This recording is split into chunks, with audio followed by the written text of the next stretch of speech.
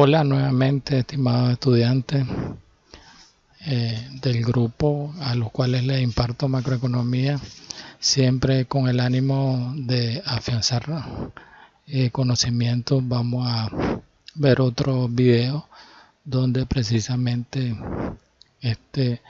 vamos a explicar todo lo relacionado a lo que es mercado de bienes, mercado de dinero, los procedimientos que se siguen para poder desarrollar los ejercicios que les son asignados en la guía.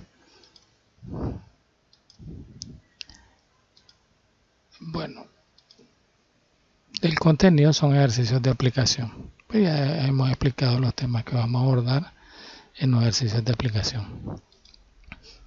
Los objetivos de aprendizaje son ejercitar los procedimientos para determinar el valor principal de las principales variables del modelo macroeconómico, recordar los aspectos más importantes relacionados al mercado de bienes y el mercado de dinero, interpretar el significado de las principales variables y el término de las ecuaciones, así como el resultado de los ejercicios de aplicación.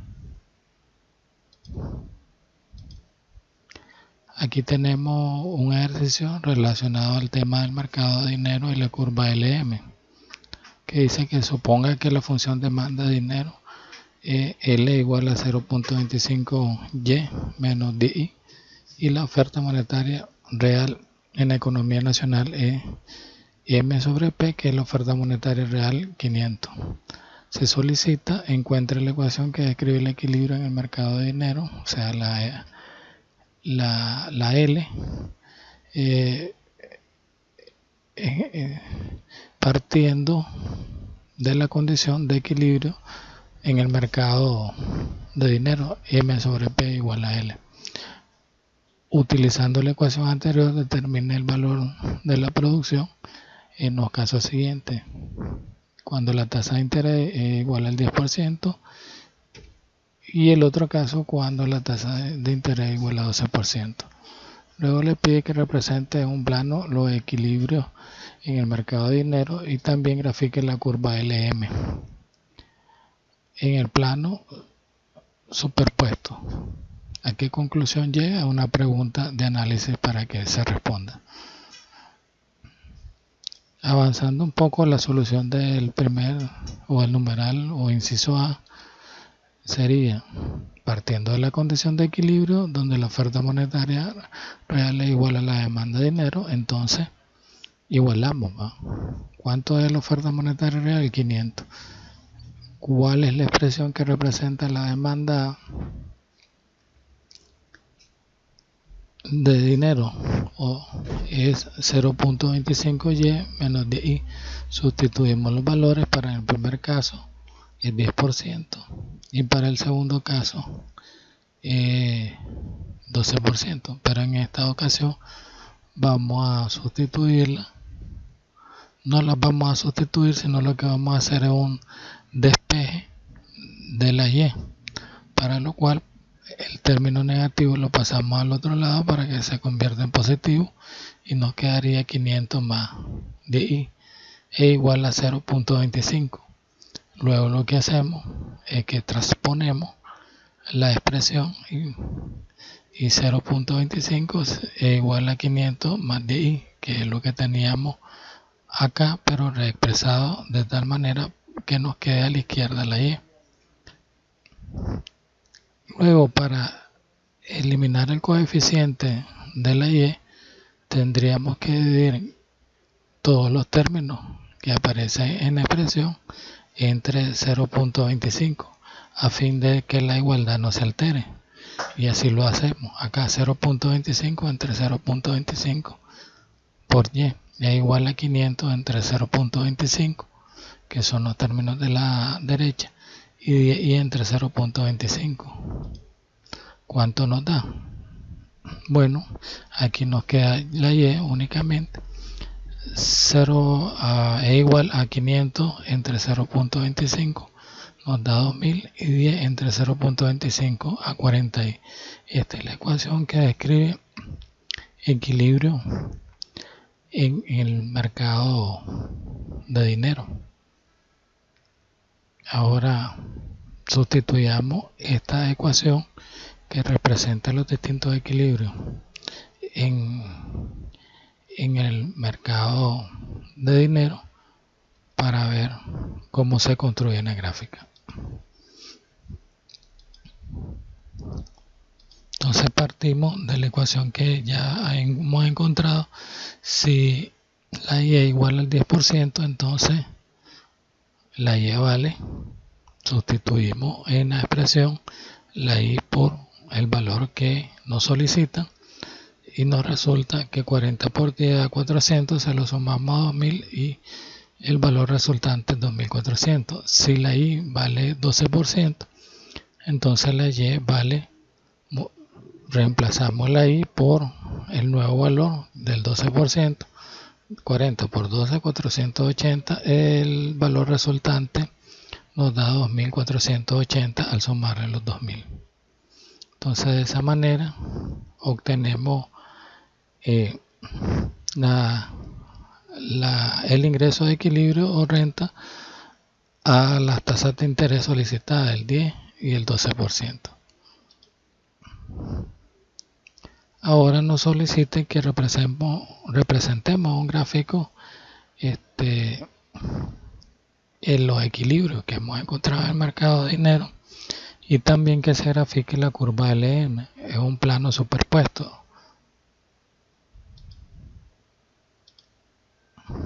Entonces, para graficar, consideramos que el eje vertical es el tipo de interés, que el eje horizontal es el nivel de ingreso o renta, también se le llama producción, y vemos que para un tipo de interés del 10% nos resultaba que la producción o el ingreso es de 2400 y que para un 12% el nivel de ingreso es de 2480.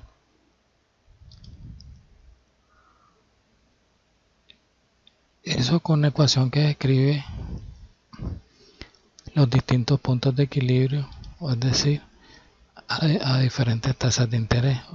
Si nosotros unimos los puntos, obtenemos la curva LM, que es dependiente positiva y nos muestra las distintas combinaciones de tipos de interés y niveles de producción donde el mercado de dinero se encuentra en equilibrio. Ahora, en un plano superpuesto, vamos a graficar los equilibrios en el mercado de dinero. Siempre el eje vertical es el tipo de interés y el eje horizontal sería la oferta de dinero en términos reales. Como en este caso esta es autónoma en el sentido que es determinada por el presidente del Banco Central de acuerdo a sus apreciaciones en conjunto con la Junta Directiva, la oferta monetaria real, el circulante, la masa monetaria de dinero que circula en la economía es de 500. Entonces, para un 10%, ¿dónde está el equilibrio? Si la demanda de dinero está dada por la expresión 0.25y menos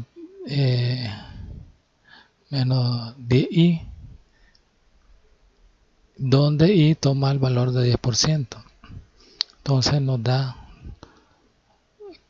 que si el nivel de producción es de 2400, entonces la demanda de dinero es 500. De igual manera, ahí obtenemos el equilibrio que corresponde al primer equilibrio en el mercado de dinero, se corresponde con el primer punto de la LM que denota equilibrio en el mercado de dinero. Ahora, si buscamos el otro tipo de interés, 12%, pues vamos a obtener que en la segunda demanda de dinero, que es modificado únicamente el valor del tipo de interés o tasa de interés del 12%, si nosotros multiplicamos 10 por 12 da 480, y si multiplicamos 0.25 por el valor de Y, que es 2480, pues nos resulta 620 menos 120 es 500, y ahí tendríamos el otro equilibrio en el mercado de dinero, que se corresponde a otro punto de la curva LM.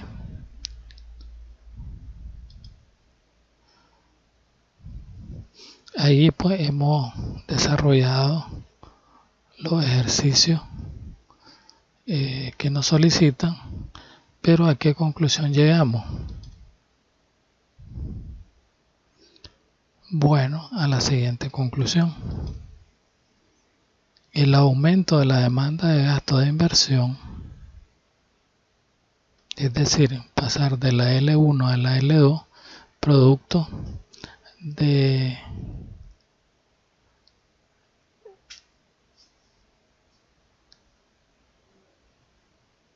el aumento de la demanda de gasto de inversión, hace que la tasa de interés aumente, que pasa del 10 al 12%, siempre y cuando la oferta monetaria real no varíe, es decir, se mantenga en 500, que el Banco Central no lance más dinero a la economía. Eso hace desplazar en forma ascendente, ¿verdad?, la demanda de dinero. La producción tendría que aumentar para mantener el equilibrio en el mercado de dinero, pasar de 2.400 a 2.480. Si no ocurre eso, entonces no habría equilibrio en el mercado de dinero. Avanzando a otro ejercicio de aplicación, en el mercado de bienes y la curva IS, observamos la siguiente información. En una economía cerrada de 3 sectores,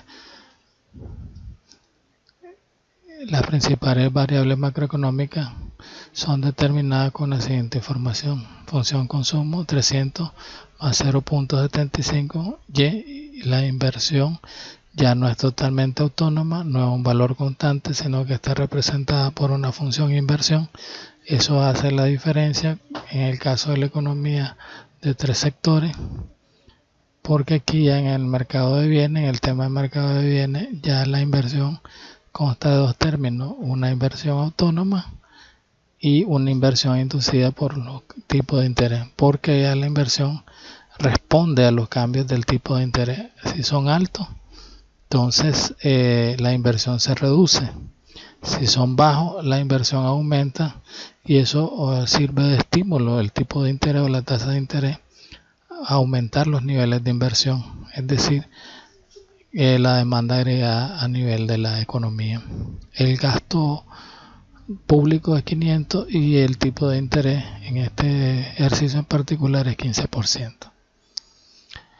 Encuentra el valor de equilibrio y la demanda agregada y representa en un plano el mercado de bienes. Entonces, para encontrar el equilibrio del mercado de bienes, pues ya la ecuación que vimos en economía cerrada de 3 sectores cambia, porque se le agrega este término, que es la inversión inducida, es decir, el gasto autónomo se le resta la inversión inducida.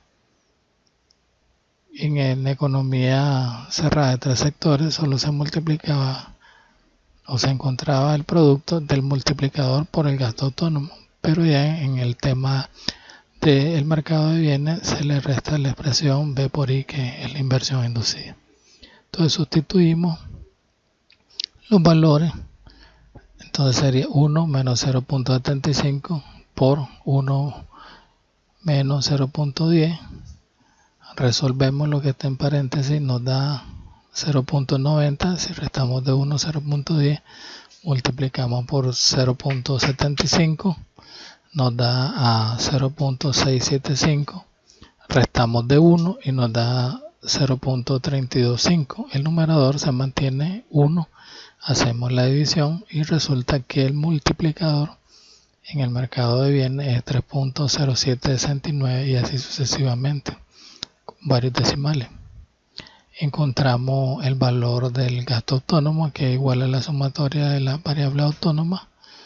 Como no existen las transferencias, solo indicamos la multiplicación de la propensión por las transferencias, cuyo valor es 0 porque no se expresa en el ejercicio. Cualquier número multiplicado por 0 es igual a 0. Por lo tanto, aquí solo sumamos 300 más 900 más 500, nos da 1700. Luego introducimos los valores del gasto autónomo y el multiplicador en la fórmula de la renta de equilibrio en el mercado de bienes. Y multiplicador es 3.0769 y algo. Lo multiplicamos por la diferencia de 1700 menos el producto de 10 por 15. Entonces nos daría el multiplicador por la diferencia de 1700 y 1500, nos da 200 por 3.0769 sería 615.38, que es semejante a decir 615. Ahora, suponga que la tasa de interés ya no es 15%, sino que aumenta a 16%. ¿Qué es lo que ocurre? Demuestra el cambio en el equilibrio y grafique un mismo plano. Pues seguimos el mismo procedimiento explicado anteriormente. Lo único que cambia es que el tipo de interés o tasa de interés de 16%, multiplicarla por 100 da 1600. Lo obtenemos el producto del multiplicador del gasto por 100 y eso nos da 308. Se sigue el mismo procedimiento.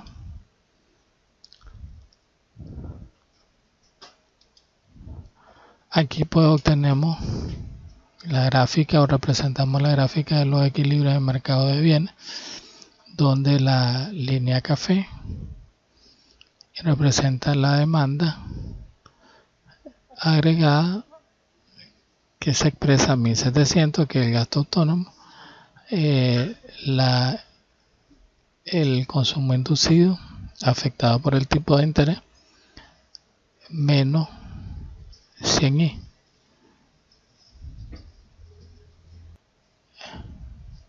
Si nosotros hacemos las operaciones, obtenemos pues los valores que aquí se expresan o se grafican. Para el primer caso, donde el tipo de interés es 16%, pues la demanda agregada, su producción de equilibrio, renta de equilibrio, estaría en 308, que es el punto donde corta a la recta de 45. Cuando la tasa de interés es del 15%, pues obtenemos que la renta de equilibrio es 615, o la producción, y es equivalente a 615. Cuando el tipo de interés es 15% y la demanda agregada está expresada por 1700 más 0.75 por Y, que es el valor del ingreso, que es 615. Entonces ahí trazamos la demanda agregada cuando el tipo de interés es 15%. Recordemos de dónde parten las demandas agregadas. La demanda agregada para el caso del mercado de bienes parten de la diferencia del gasto autónomo menos la inversión inducida. En este caso el gasto autónomo es 1700 y la inversión inducida, cuando es 16%, es 1600, es decir, parte de 100. Y en el caso de que el tipo de interés es 15%, el gasto autónomo es 1700 siempre, pero se le resta 1500. Aquí hay un pequeño error, aquí es 1500 en lugar de 1700, eso nos da 200. Entonces parte de la diferencia del gasto autónomo menos la inversión inducida, que es el producto del coeficiente de sensibilidad de la inversión a la tasa de interés multiplicada por el interés. Luego establecemos la correspondencia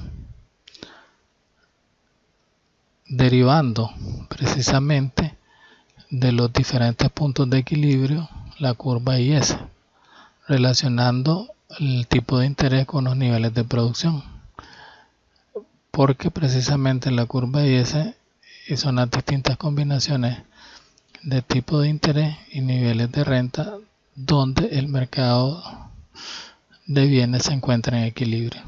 Entonces aquí observamos que cuando la IE o el tipo de interés o tasa de interés del 15%, ¿cuánto es la producción? 615, aquí lo observamos, la producción de equilibrio o renta de equilibrio o ingreso de equilibrio, que es lo mismo. Si la tasa de interés es el 16%, entonces automáticamente la producción disminuye. ¿Por qué disminuye? Lógicamente porque la demanda de gasto de inversión es menor, las empresas no invierten en la producción y en consecuencia se reduce la producción. No tienen dinero pues para invertir, porque resulta que los bancos están prestando un tipo de interés mayor y eso hace menos rentable y menos capacidad de generación de ganancias por parte de la empresa.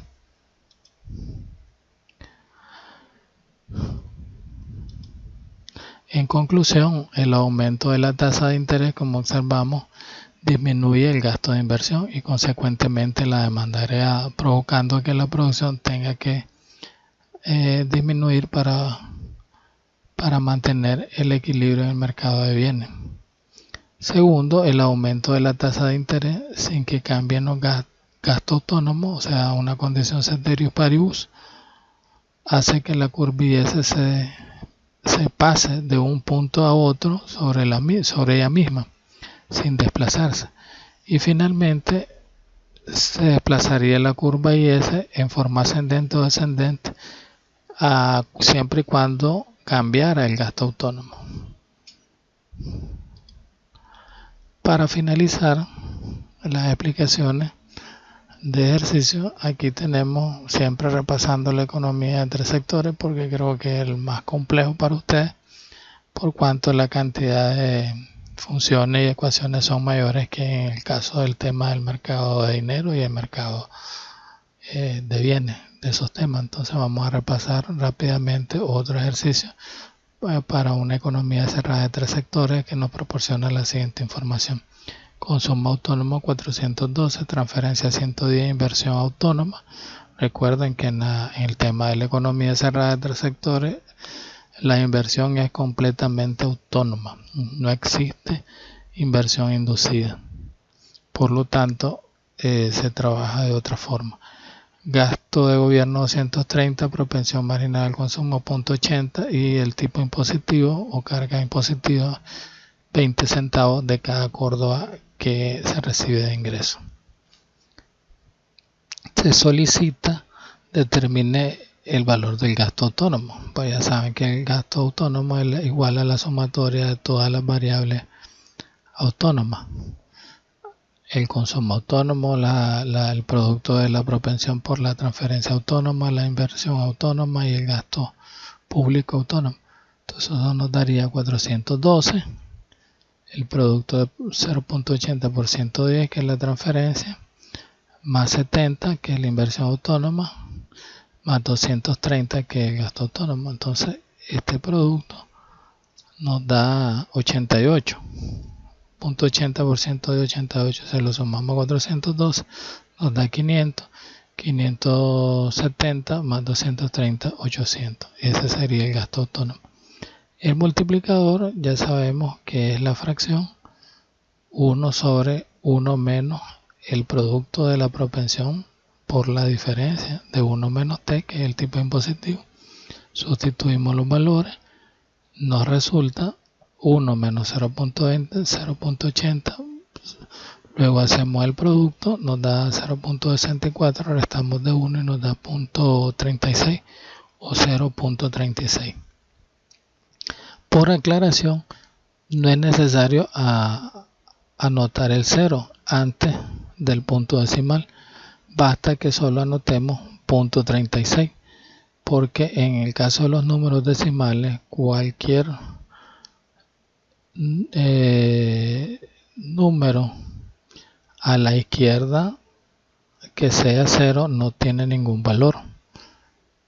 Entonces sería 1 entre 0.36, 2.77 periódico.